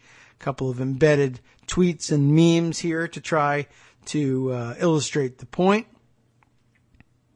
And lots of neo-Confederate imagery in this too. You'll have to kind of scroll through it and see it for yourself. I don't think I can do it justice, and I'd spend the rest of the time reading these little Facebook posts that are embedded here. But there was always something off about the Heart of Texas page. The article continues. There was no contact information ever listed, for instance. Unlike TNM, there was no address, no phone number, no individuals listed behind the Heart of Texas page. Unlike those fake news pages run by Macedonian teens, there were never any ads placed on the pages, meaning the project was either a bizarre labor of love or something backed by some kind of money. Likewise, while it's unclear when the Facebook page was founded, the site's Twitter page, which is, by the way, their handle is It's Time to Secede. Twitter.com/It's Time to Secede is where you'll find that timeline. Went live in November of 2015, within the time frame listed by Facebook for its surge of Russia-linked inauthentic accounts. And when it came to the site's paltry About section, all we learned was that, quote, Texas is the land protected by the Lord. And it says, they contracted that. Texas is, like Texas is That's just bad use of contractions. And then there were the typos, which I would have called that one. Horrible, no good, laugh till you cry typos, lining every other post, especially through 2016.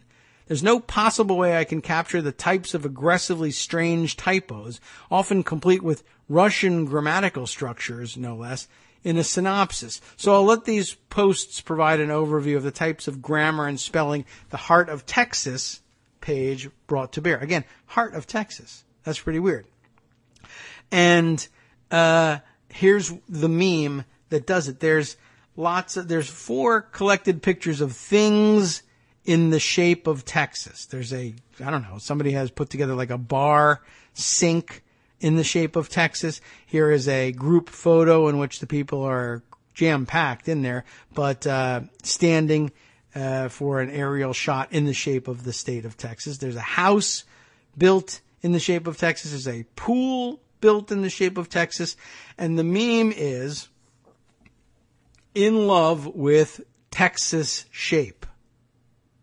That is I don't know if that's exclusively identifiable as Russian grammatical structure, but it ain't American. In love with Texas shape. As I said, this is all in the shape of Texas. I am in love with Texas shape is basically what's happened. Look at this. Here's another one. Are you all ready for the hunt? It says. And there's an open carry advocate there having his picture taken with 2 cops who are not looking particularly happy about having to watch him. And it says, are you all ready for the hunt? And then included is this picture, which is memed up with the line. And it says, ISIS in Texas, when is the season? Get it? The hunt. When does hunting season begin? When does the season open? ISIS is in Texas. We're going to hunt them down with our open carry rifles. When is the season? When is the season? We need to know. Here's another one. We need self-defense, rifles, handguns, and ammo. Ban Democrats, not guns. Haha, is the comment that goes with this meme. All those in favor of gun control, raise your hand. Get it? And it's illustrated with pictures of people with their hands in the air, like Hillary Clinton, Barack Obama, Adolf Hitler, Joseph Stalin, and Fidel Castro. One more here. You know you're a Texas when you go to the gas station and there is a sign in the window that reads, no shoes, no shirt, no service. Those signs exist everywhere and any American would know that. But you know when you're a Texas. You know you're a Texas when you go to gas station and there is sign in window that reads no shoes, no shirt. No, it's not an American thing. There's a couple more here. Are there any of them as interesting? Texas is the only state to enter the U.S. by treaty instead of, is it supposed to be a typo? Instead by annexation. That's why Texas flag is the only flag that is allowed to fly at the same height, H-I-G-H-T, as the U.S. flag, which it is not, and in the picture it is clear it is not. Okay. Sure. Share if you like this bumper sticker. Let's see. What? In God we trust. Police. Share if you like this bumper sticker on Texas police car. And it says, in God we trust. Okay.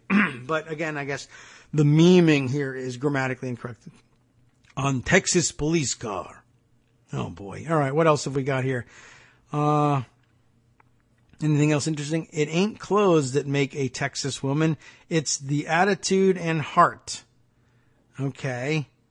And it's a picture of a woman from like mid-shin down with Texas boots on. Boy, oh boy, does that capture the heart of Texas. Okay, there's more and more and more of these things. And I think you get the idea. Okay, so let's see. What have we?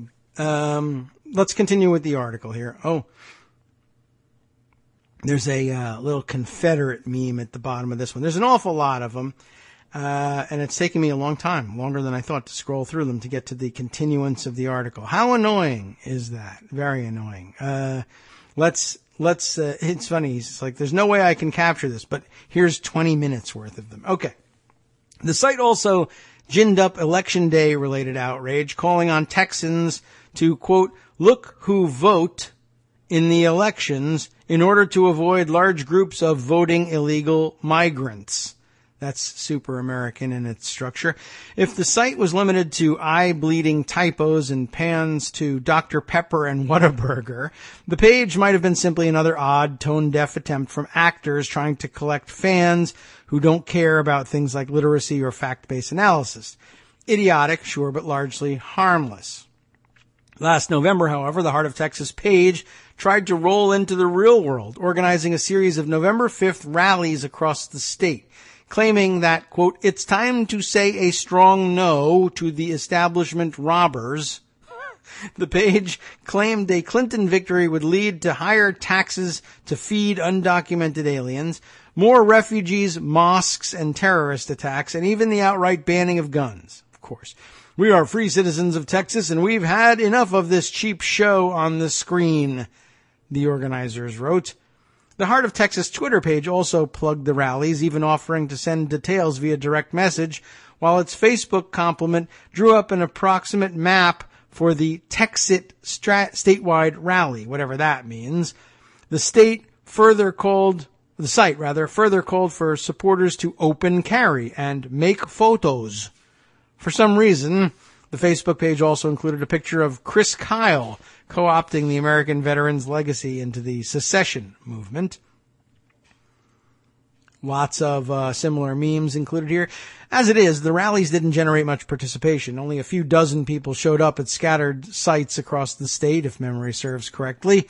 In combing my screenshots, it doesn't look like I snagged any screen caps of the small turnout, unfortunately. But in transferring its support from online to on-the-ground participation, the move mirrored, in a certain sense, the Colombian chemicals plant explosion hoax in Louisiana, perpetrated, presumably, by Russian actors. That was the subject of the New York Times magazine article that was mentioned yesterday, in yesterday's roundup of fake news stories, or news about fake news, I guess I should say. But the rally organization did do one thing.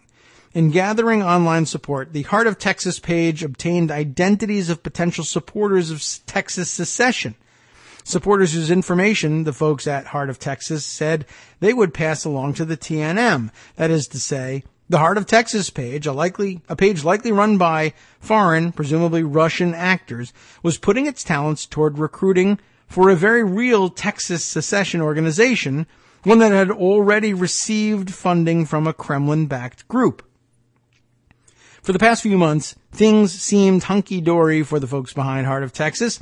They chugged along, posting much of the same material, albeit recently, and unfortunately for those laughing along, cleaning up many of its typos. Then Facebook announced it was cleaning up hundreds of inauthentic accounts linked to Russia. And that, like that, the Heart of Texas, along with its Twitter page, was gone. Just like that, Facebook's most popular Texas secession page was no more. While no Russian actors have come forward to claim responsibility for the site, there's any amount of circumstantial evidence. The typos, the grammatical structure, the strategic goals behind the site, and the fact that it was shuttered at the same time as hundreds of other Russian-linked fake pages, the parallel rhetoric put forth by other Russia-linked U.S. domestic politics-related pages, even the ties with the TNM, a group already supported materially by a Kremlin-financed outfit, pointing to actors in Russia as the ones pulling the site's secession strings. So, rest in peace, Heart of Texas. We hardly knew ye, literally.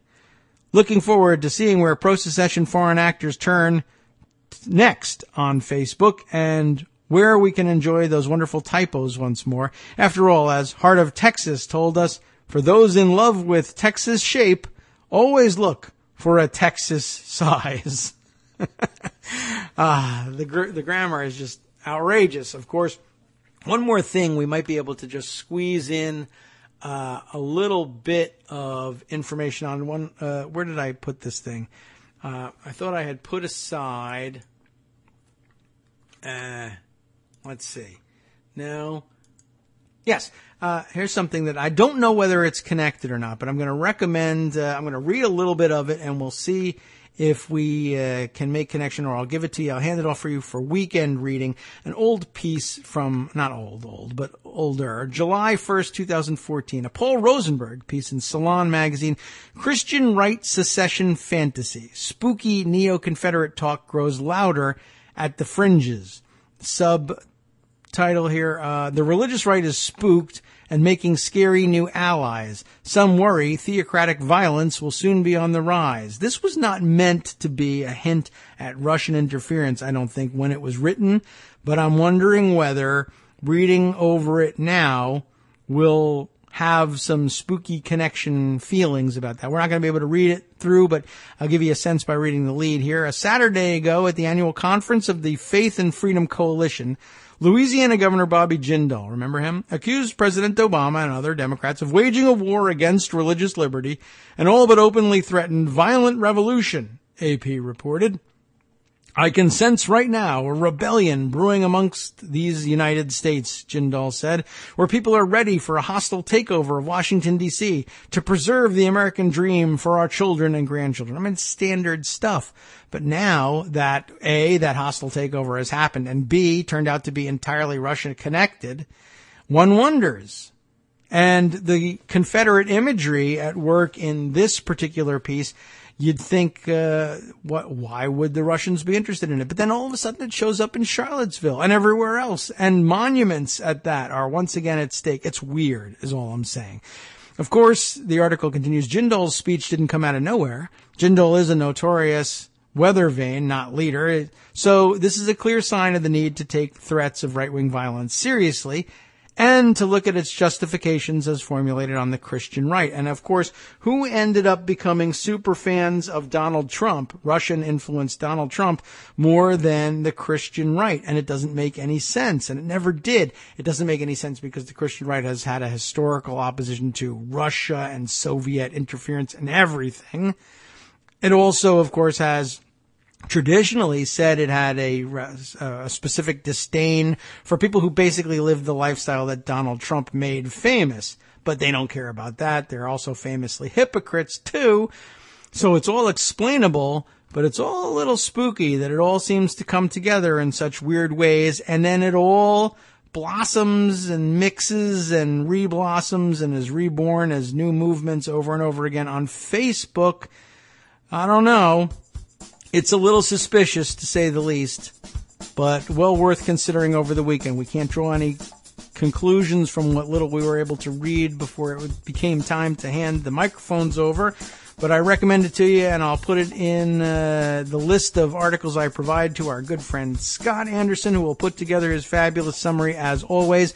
And one reminder to everyone, please do visit us at patreon.com/KagroX and help me pay Scott a little bit more, like something decent for all the work that he does. I would really appreciate it. We'll hand the mics over for the weekend now and let you know a little bit about what's coming up when the guys on the after show come in to bat cleanup. Come on, Skype, move on over and let us know. Here we go. Broward County, Florida Republicans discover their young, freshly elected party secretary is an axe murderer and he won't quit.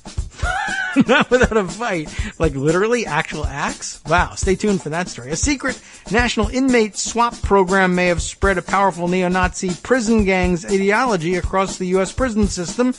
And it took Equifax 6 weeks to announce 143 million people's personal data was hacked. But that's only because the CFO and 2 other executives had to sell their holdings before the company's stock price tanked. Okay. There's more, of course. A wide-ranging study shows drinking coffee could make people live 64% longer. How about that? From Daily Kos Radio on netrootsradio.com. You have been listening to the Kagro in the Morning Show with David Waldman. Oh, I didn't get to a super weird story from out of Virginia. One of President Trump's ethics lawyers' wives caught having sex in a car with an inmate in Fauquier County, Virginia. I should have got to that story. Maybe I'll just share that one with you on Twitter. Wow. Anyway, stay tuned. The Daily Show will be batting cleanup on this and much more next.